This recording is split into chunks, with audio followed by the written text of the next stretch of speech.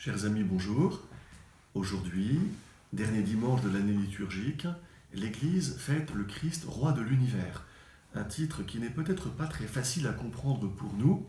Que nous en dit donc la parole de Dieu? Comment entrer dans cette fête et nous en réjouir profondément? Première lecture, livre d'Ézéchiel au chapitre 34. Le peuple est en exil à Babylone, le prophète Ézéchiel le soutient son espérance car il est bien découragé. Loin de sa terre, dispersé un jour de sombres épreuves qui sont ne jamais finir.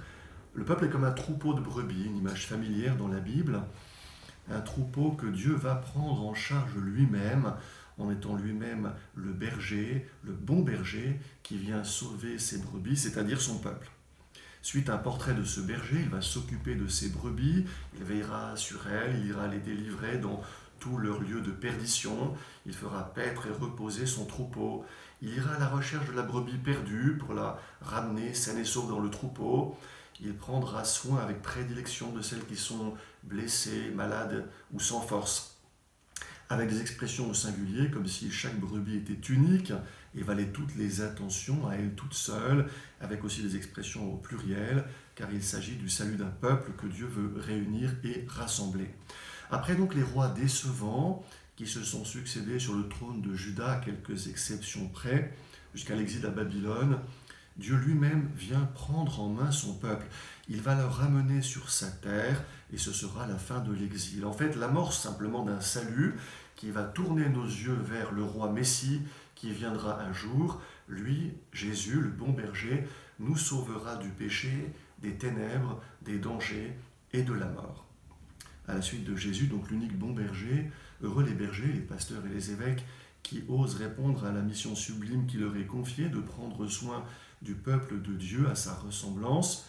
Heureux aussi les hommes de notre temps qui trouvent dans ces pasteurs l'attention et la tendresse efficace de Dieu et perçoivent ainsi combien Jésus est un roi bon et miséricordieux qui est présent à leur vie, à leurs combats et à leurs épreuves.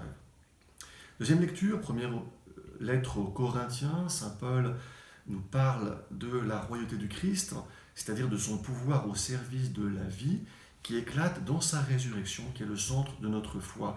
Jésus est vraiment ce bon berger qui est venu nous chercher dans tous nos lieux de mort.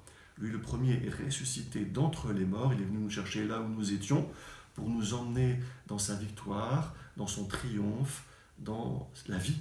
En fait, il est venu nous montrer le chemin de la vie, il est venu nous chercher Adam, il l'a pris en quelque sorte par le pouls, comme le montrent des icônes orientales, il l'a rendu à la vie, il l'a ramené sur la terre des vivants.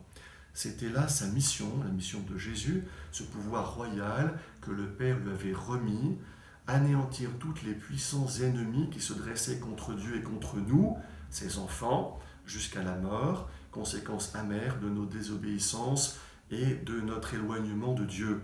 Jésus est donc le Christ roi que contemple Paul avec une extraordinaire profondeur, ce roi au service de la vie qui vient nous réunir sous sa houlette de bon berger et nous ramener jusqu'au Père, jusqu'à notre Père. Alors nous serons sauvés si nous le voulons bien. Nous sommes faits pour cette grande vie.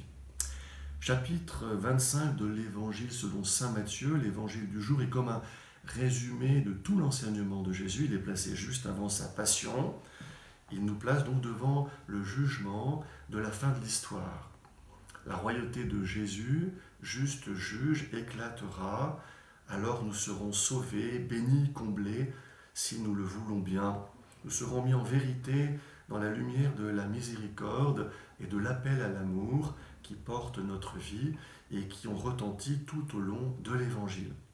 Au soir de notre vie, disait saint Jean de la Croix, nous serons jugés, plutôt examinés sur l'amour donné, l'amour en acte, qui aura atteint directement Jésus, celui devant qui nous serons placés au seuil du royaume, le royaume de l'amour, le roi de ce royaume, voulu par Dieu le Père pour tous ses enfants bénis.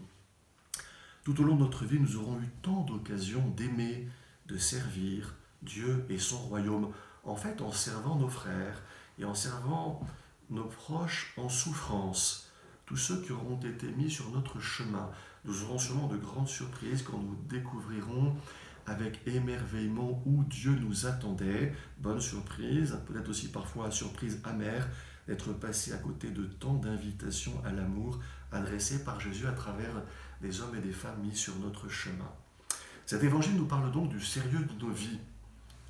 Le temps nous est donné pour remettre nos cœurs, nos mains, nos moyens au service de la charité, c'est-à-dire de l'amour à la mesure de Dieu. Ouvrons donc les yeux, secouons peut-être nos paresses, ne perdons pas de temps, ne passons pas à côté de Jésus qui nous invite. Il est notre berger, première lecture, il est notre juge, juste et miséricordieux, évangile du jour, il est ce roi de l'univers qui est venu sauver ce monde qui vivait mal alors qu'il était fait pour la vie en abondance. Jésus compte sur nous, il nous envoie en mission. Bénissons ce bon roi de l'univers qui nous a sauvés et qui nous aime. Bon dimanche à tous.